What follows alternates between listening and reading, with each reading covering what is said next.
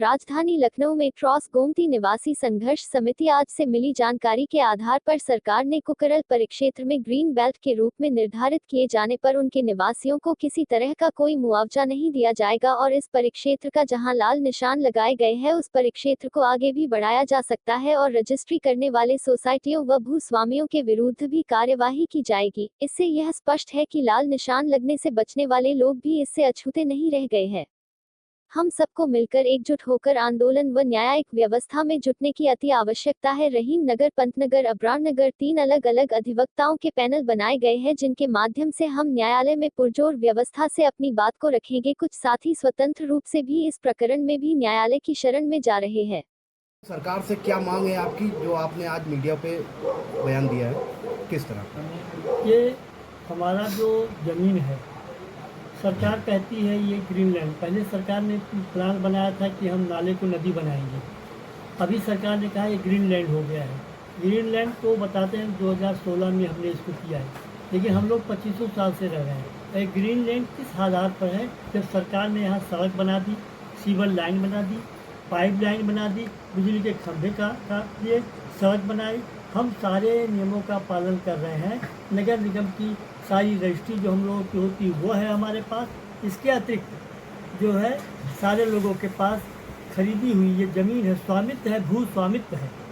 इन्होंने अकबर नगर की तरह इसको भी बर्बाद करने का कार्य कर रहे हैं, जो अत्यंत ही दुर्भाग्यपूर्ण है।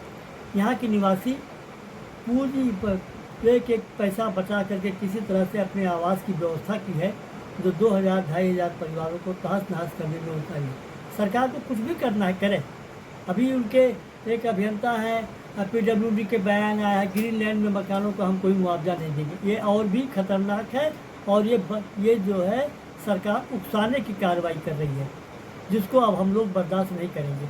हमने इसीलिए लखनऊ बचाओ संघर्ष समिति का निर्माण किया है। एक सम्मेलन हमारा लखनऊ में 10 तारीख को हो गया है, 14 तारीख को हम दोबारा कर रहे हैं। कि सरकार जो बदले की भावना से कार्रवाई कर रही है वो अत्यंत ही दुर्भाग्यपूर्ण है। सरकार को कुछ भी योजना करना है, इसके बगल में जंगल है, नदी के किनारे वन विभाग की ज़मीन है, और अगर लेना ही चाहती है सरकार तो जिस तरह उन्होंने अयोध्या में, जिस तरह से बनारस में, जिस तरह से गोरखपुर में उन्होंने मुआवजा दिया है, उसी तरह का मुआवजा दे करके इन विस्थापकों को किया जाए। सुप्रीम कोर्ट ने कई बार कहा है, माननीय उच्च न्यायालय और उच्चतम न्यायालय ने भी कहा है कि 100% क्षतिपूर्ति दी जानी चाहिए। हम कहते हैं 100% मत दीजिए, 80% दीजिए, लेकिन कम से कम सम्मान जिस आधार पर हम हैं उससे कम अंतर नहीं आना चाहिए। सुप्रीम कोर्ट ने कहा है, कई जगहों पे कहा है कि अगर 100% हमारी है तो हमको उसका उसी तरह से प्रतिफल हमको देना चाहिए, उसके स्टेटस को बदला नहीं जाना चाहिए। लेकिन दुर्भाग्य है कि सरकार ऐसा कर रही है। यहाँ के निवासी कितने वर्षों से रह रहे हैं? यहाँ के निवासी 50 साल से ऊपर हैं, लगभग 35 साल तो मुझे हो गया यहाँ रहते हुए, जबकि मैंने ज़मीन करीब खरीदा और बनाया, उसके 35 साल तो मैं यहाँ पे रहा। और भी तमाम लोग हैं जो 25 साल से कम तो कोई है ही नहीं। ये कहते हैं हमने ग्रीन बेल्ट 16 में जारी किया, तो 16 से पहले क्या कर रहे थे आप? तो सरकार क्या कर रही थी? नगर निगम में ये सोसाइटी की रजिस्टर है।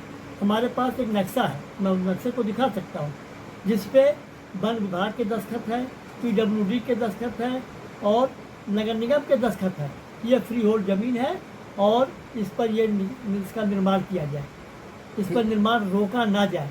जब इस तरह की चिट्ठियाँ हमको सरकार तरफ से मिलती है, उसी से संतुष्ट होकर के हम लोगों ने ज़मीन ली और उसी से संतुष्ट होकर के हमने अपना मकान बनाया। लेकिन फ्री होल्ड ज़मीन की बात कर रहे हैं, तो क्या आप फ्री होल्ड ज़मीन के क्या रजिस्ट्री कागज आपके नाम है या यहाँ के निवासी के पास?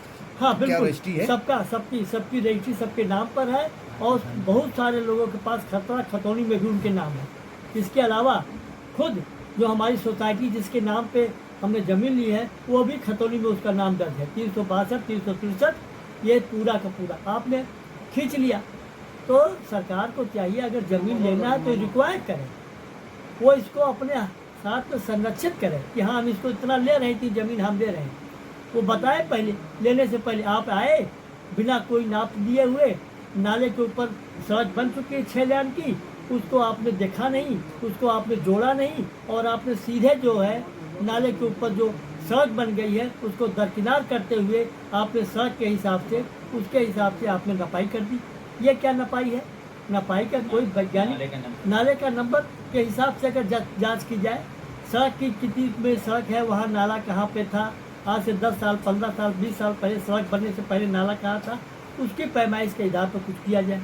लेकिन सरकार तो बिल्कुल तानाशाही पे आमादा है, वो कुछ करना ही नहीं चाहती है। ट्रांस संघर्ष समिति की अगर सरकार मांगे पूरी नहीं करती है तो 2027 का चुनाव भी आ रहा है, तो क्या प्रभाव पड़ेगा? देखिए 27 के चुनाव की जरूरत नहीं पड़ेगी।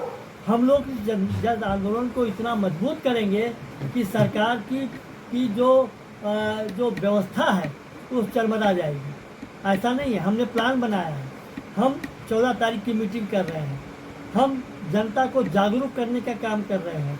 यही नहीं, अभी तो सारी कॉलोनियाँ जहाँ जहाँ इनका बुलडोजर चलने की आशंका है या चलाया जाना है, हम उनको भी संगठित कर रहे हैं। इसीलिए लखनऊ, अभी तो हमने ट्रांस गोमती बचाओ संघर्ष समिति की थी, अब हम लखनऊ बचाओ संघर्ष समिति का निर्माण किया है।